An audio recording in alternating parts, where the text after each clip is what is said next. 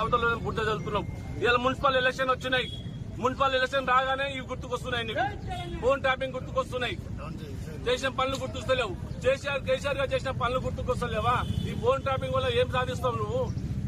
ఈ రోజు phone tapping అని చెప్పి జనాలను మొబ్బ పెట్టి ఇలా ఓటు దందుకునే ప్రయత్నం చేస్తున్నావు తప్ప ఇంకా వేరేది కాదు. ప్రజలు చూస్తున్నారు. మీకు ఈ ఎలక్షన్ లో మీకు ఖచ్చితంగా బుద్ధి చెప్తారు. కారు గుర్తు ఓటేసి మీకు గెలిపిస్తారు. నిన్ను నామరూపంలో చేస్తారు. అంతే తప్ప నువ్వు చేసేది గుండాగిరి, గుండా రాజకీయం తప్ప ఇంకా వేరేది లేదు. ఏమన్నా ఉంది, ఏమన్నా చేస్తున్నావు అంటే పేరు చెప్తున్నావు. ఫోర్త్ సిటీ అని పేరు పెట్టేసుకుని నీ కుటుంబ సభ్యులకు పొలాలు దొప్పుకుంటావు తప్ప నీ కుటుంబం బాగుపడుతుంది తప్ప ఇంకా వేరేది కాదు.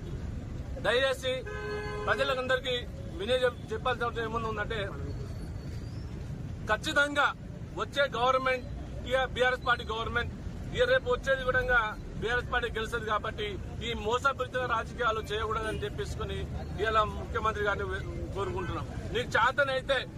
నీకు చేతనైతే ఏవైతే హామీలు ఇచ్చినవో, ఏవైతే హామీలు చెప్పినవో, ఎంతమందినైతే మాట ఇచ్చినవో ఆ మాట నిలబెట్టుకుని నువ్వు ఆర్థికంగా పనిచేయి తప్ప వీళ్ళను ఇట్లా నోటీసులు ఇచ్చుకుంటా, ఇలా భయపెట్టించుకుంటా, ఇట్లా అరెస్టు చేసుకుంటా చేస్తే అది కరెక్ట్ కాదని ఈ సభాముఖంగా మీడియా మిత్రుల ముందు చెప్తూ ముగిస్తున్నాను. జై